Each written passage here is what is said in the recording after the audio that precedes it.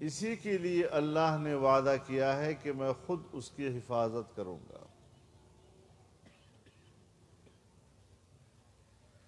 دوسری آسمانی کتابوں کے بارے میں اللہ نے یہ نہیں فرمایا کہ میں اس کی خود حفاظت کروں گا،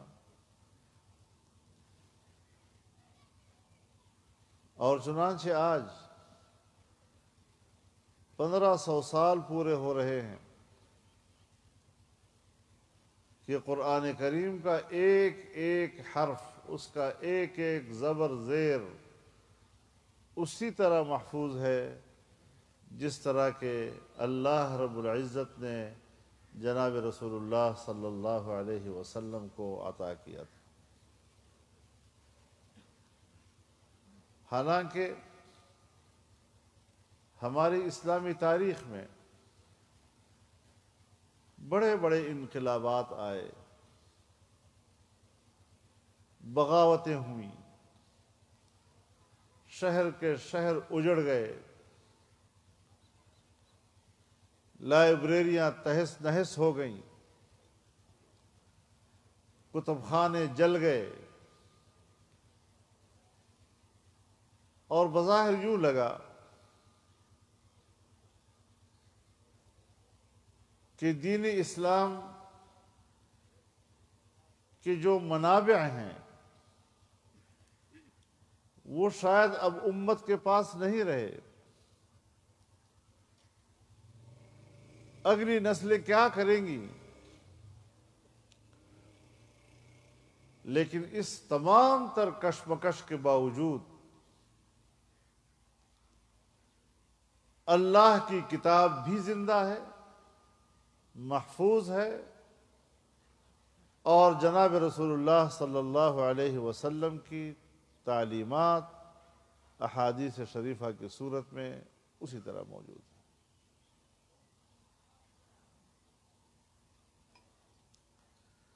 آپ اس بات سے اندازہ لگائیں کہ دنیا کے مختلف بادشاہوں کو جناب رسول اللہ صلی اللہ علیہ وسلم نے خطوط لکھے،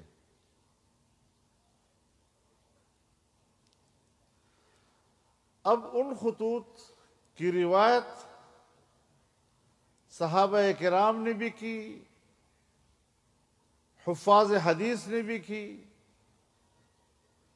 حدیث کے تمام روات نے جن الفاظ کے ساتھ ان خطوط کی روایت کی ہے،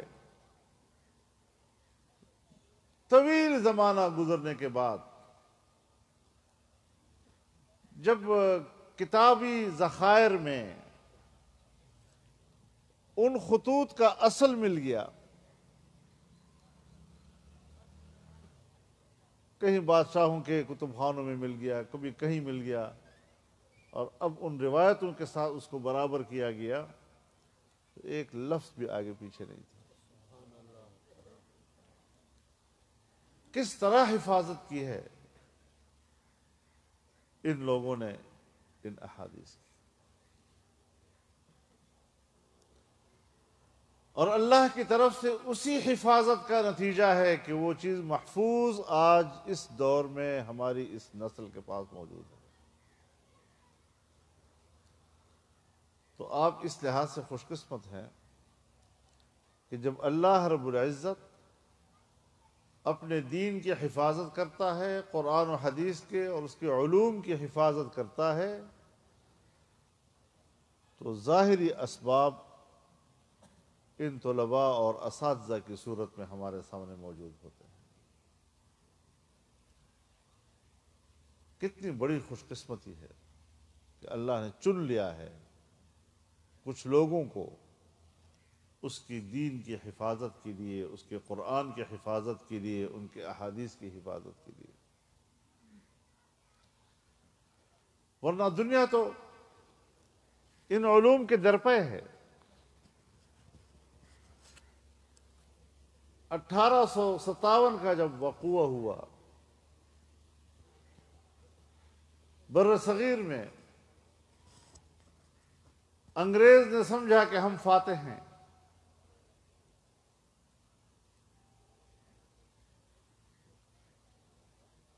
تو انہوں نے مذہب اور دین کو ہمیشہ کے لیے دفن کرنے کی نیت سے علی گڑھ میں مدرسہ کھولا، اور اس میں سارے علوم تھے، لیکن نہ قرآن تھا اس میں، نہ حدیث تھی، نہ فقہ تھا، نہ فارسی کے علوم تھے۔ ان کا خیال یہ تھا کہ اگلی نسلوں میں اتنا تو شاید ان کو یاد ہو کہ ہم مسلمان ہیں یا ہمارے آباء و اجداد مسلمان تھے، لیکن اپنے دین کے بارے میں ان کو سرے سے علم نہ ہو کہ دین کیا چیز ہے۔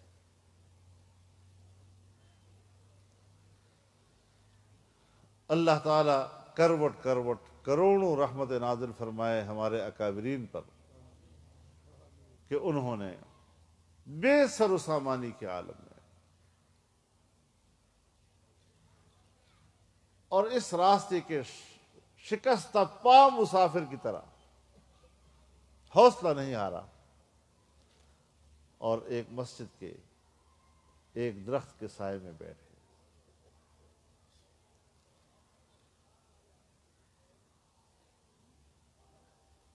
اور پورے بر صغیر میں جو قبولیت ملی ہے،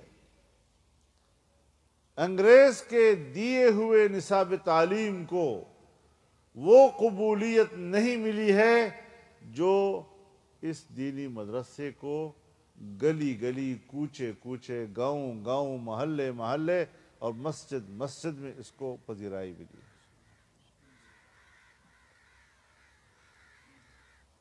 تو اس کا بھی خیال تھا کہ ہم نے قرآن و حدیث کے علوم کو دفن کر دیا ہے، لیکن زندہ ہے۔ البتہ اتنا ضرور ہے کہ اس وقت کی جو اسٹیبلشمنٹ تھی اور اس وقت کی جو قوت مقتدرہ تھی، اس نے تمام مملکتی ریاستی ذرائع کو استعمال کیا ایک تاثر اٹھانے کے لیے کہ یہ مدرسے میں جانے والا طالب علم، اس نے تو زندگی ضائع کر دی، ماں باپ کا گھر اجڑ گیا، اس کے اولاد میں تو بس اب ختم ہو گئی بات، اور یہ محلے کے لوگوں کے گھروں کے ٹکڑوں پر پڑنے والے طالب علم، اور مذاق بنا دیا جیسے ایک معاشرے کے کم ہی لوگ ہوں تاکہ لوگوں کے دلوں میں اس کی قدر و منزلت نہ پیدا ہو، لوگ ان کی طرف رجوع نہ کریں، اور معاشرے میں ان کی اہمیت ختم کر دو۔ سارے ڈرامے کیے انہوں نے، مولوی کی دوڑ مسجد تک، اب پتہ نہیں کس قسم کے جملے جو ہیں ان کے اوپر پیوست کیے اور اس کو پھر عام کیا باقاعدہ۔ تو ایک تاثر تھا جو اس مدرسے اور مدرسے میں پڑھنے پڑھانے والے کے بارے میں انگریز نے اپنی ریاستی وسائل کے ذریعے سے پیدا کیا۔ اور مجھے افسوس سے کہنا پڑتا ہے کہ پاکستان بن جانے کے بعد بھی ہمارے اس ملک کی اسٹیبلشمنٹ اور اس کی بیوروکریسی نے بھی وہی رویہ برقرار رکھا جو انگریز نے برقرار رکھا تھا۔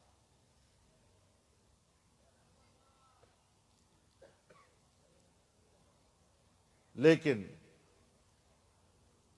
وہ اپنے آقاؤں کی خدمت کر رہے تھے اور ہم اپنے اسلاف کی پیروی کر رہے تھے۔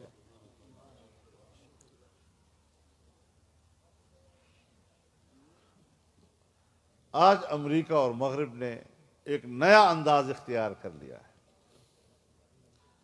اس وقت یہ تاثر دیا کہ مولوی، طالب علم، مدرسہ یہ کمی قسم کے لوگ ہیں، معاشرے میں اس کی کوئی اہمیت نہیں ہے۔ آج بین الاقوامی اسٹیبلشمنٹ نے ایک نیا تاثر پیدا کر دیا کہ مدرسے میں پڑھنے اور پڑھانے والا بڑا خطرناک ہے، دہشت گرد ہے، لوگوں کے گردنیں کاٹنے والا ہے، خوفناک ہے، تاکہ معاشرے کو اس کا خوف دلا کر اس سے لا تعلق کر دے۔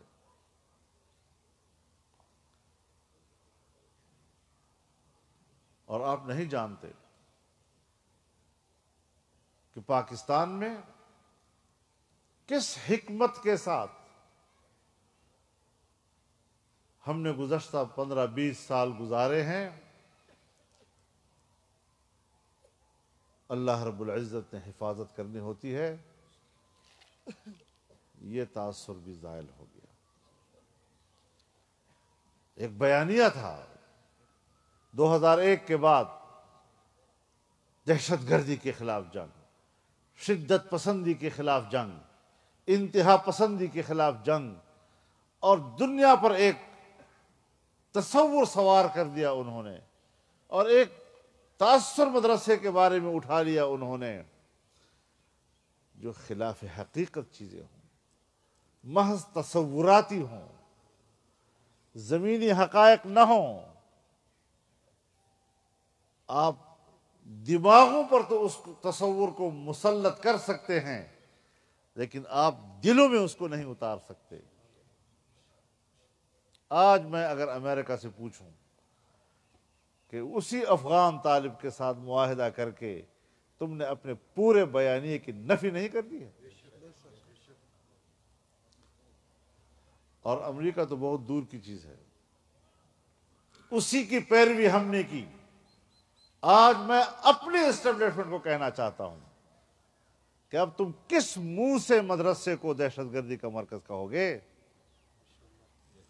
تم کس منہ سے کہو گے کہ یہ ہمارا نصاب غلط ہے؟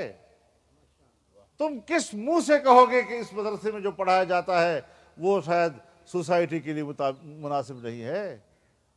تو سن لو، اب تمہارا بیانیہ مٹ چکا ہے۔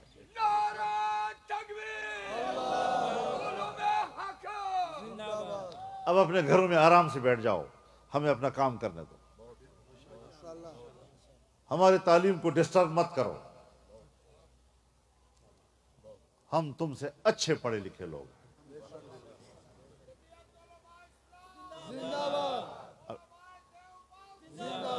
اب یہ تو نہیں ہو سکتا کہ ایک شخص ڈاکٹر ہے اور ڈاکٹر سے آپ کسی انجینئرنگ کے بارے میں سوال کر لیں، یا کسی زراعت اور ایگریکلچر کے بارے میں اس سے سوال کرے، تو ڈاکٹر آپ کو اس کا کیا جواب دے گا؟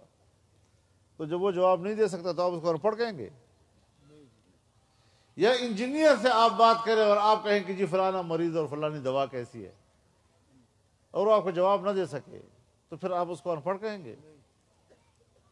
تو یہاں پر بھی یہی صورتحال ہے کہ یہاں قرآن و حدیث کے عالم ہیں، یہاں اس حوالے سے بات کرو، پھر دیکھیں کہ ہم آپ کو جواب دے سکتے ہیں یا نہیں دے سکتے۔ ہماری نوکریوں کی فکر مت کرو، تم اپنے کالجز اور یونیورسٹیوں کو فضلاء کو نوکریاں نہیں دے سکتے، لاکھوں کی تعداد میں قطار اندر قطار کھڑے ہیں اور تم سے نوکریاں مانگ رہے ہیں، تم ان کو نوکری نہیں دے سکتے۔ اور ہم پر آج کل ایسے عقل مند قسم کے حکمران مسلط ہیں کہ 1947 سے لے کر آج تک 72 سال ہو گئے، ان 72 سالوں میں پاکستان کے کل ملازمین بڑے سے لے کر چھوٹے تک 96 لاکھ، 70 سالوں میں 96 لاکھ، اور یہ کہتا ہے میں اقتدار میں آتی ہی نوجوانوں کو 1 کروڑ نوکریاں دوں گا۔ کہاں سے دے گا؟ تمہارا باپ دے گا؟ کوئی عقل کی بات ہے؟ اب وہ 1 کروڑ تو، لیکن 25 لاکھ اس 1 سال کے اندر 25 لاکھ نوجوان وہ بے روزگار ہو گئے ہیں۔ آپ مختلف اداروں میں جائیں، ملازمین نکالے جا رہے ہیں۔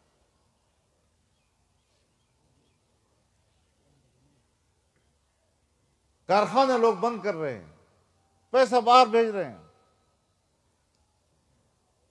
تو تم نے تو لوگوں کو بے روزگار کیا ہے۔ اب وہ تو ہم پہلے بھی جانتے تھے کہ بونگیاں مار رہے ہیں، ہمیں پہلے بھی پتا تھا۔ مجھے افسوس اپنی قوم پر ہے کہ اس قوم نے کس طرح اس باتوں پہ اعتماد کیا۔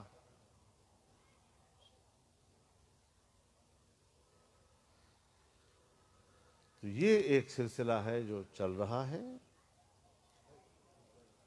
اور جن حالات سے ہم گزر رہے ہیں، ان حالات میں جمعیت علماء اسلام بھرپور استقامت کا مظاہرہ کر رہی ہے۔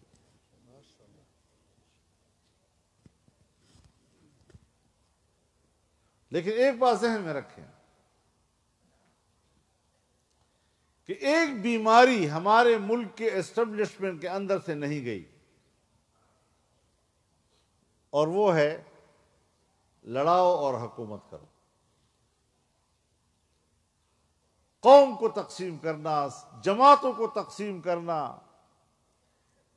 جماعتوں کو گروپوں میں بانٹنا، یہ انہی کا وتیرہ ہے۔ اور میں نے جب یہاں پر اسی زمانے میں ہم ملین مارچ کرتے تھے تو اس وقت میں نے پشاور میں یہ بات کہی تھی کہ اس قسم کی سازشیں اب وہ کر رہے ہیں۔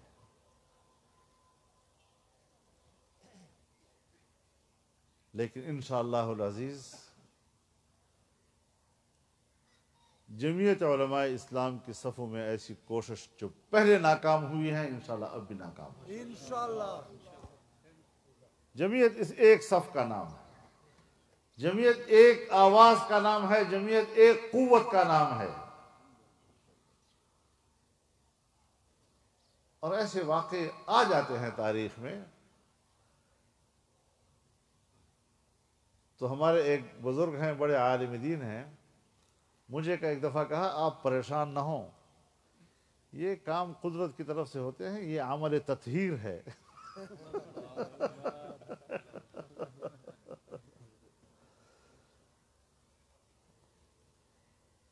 الحمدللہ آج جمعیت علماء اسلام پاکستان کی ایک طاقتور سیاسی قوت ہے۔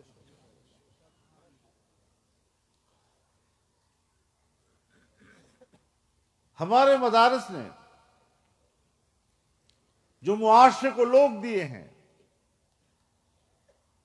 آزادی مارچ میں آپ نے اسلام آباد کے اندر 15-20 دن تک پورا سفر بھی، وہاں قیام بھی، اتنا امن اور اتنا نظم اور اتنا انسانی احترام انہوں نے دیکھا ہی نہیں تھا۔ اور ان کا خیال تھا کہ ہم نے تو دنیا کو کچھ اور دکھایا تھا، یہ تو کچھ اور نکلے۔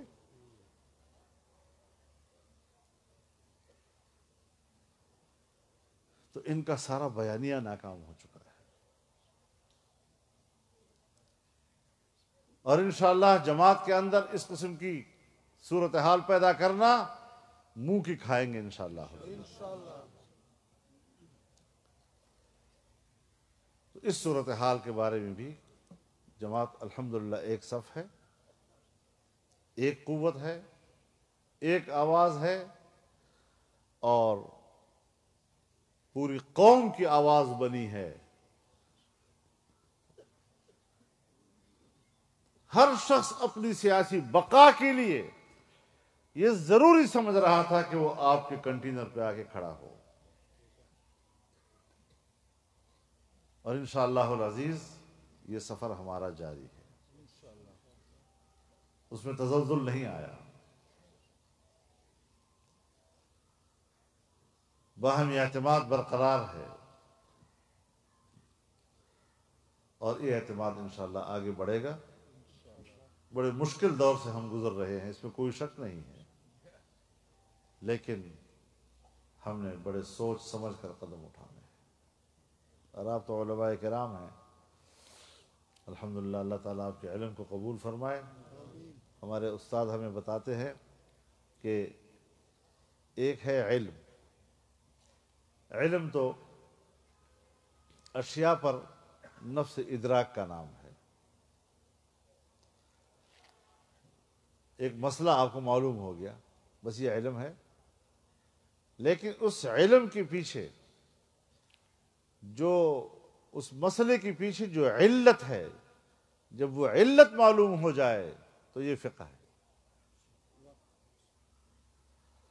اور پھر جب آپ کو مسئلہ بھی معلوم ہو، مسئلے کے پیچھے اس کی علت بھی معلوم ہو جائے، پھر اس کو لوگوں کے سامنے لانا، بیان کرنا، کتنا بیان کرنا ہے، کون سی بات کہنی ہے، کون سی نہیں کہنی، کس سے کہنی ہے تو کیسے کہنی ہے، دوسرے سے کہنی ہے تو کیسے کہنی ہے، اس کو کہتے ہیں حکمت۔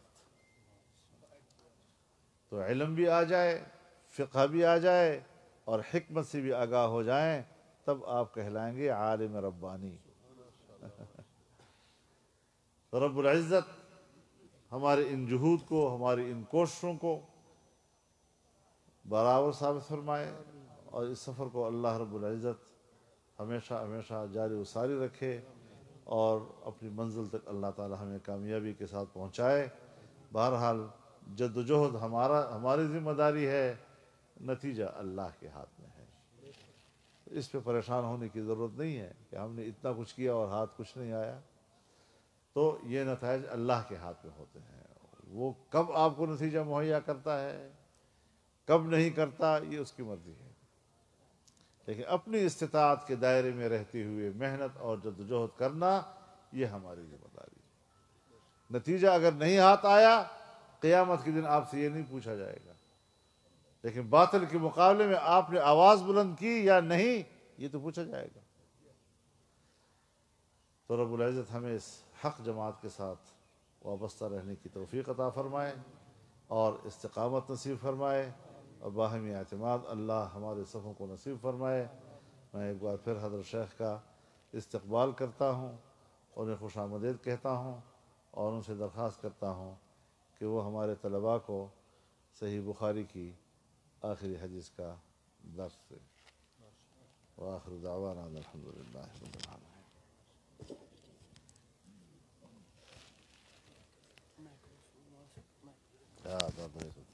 حضرت قائد محترم نے بہت ہی خوبصورت انداز میں جو تقریب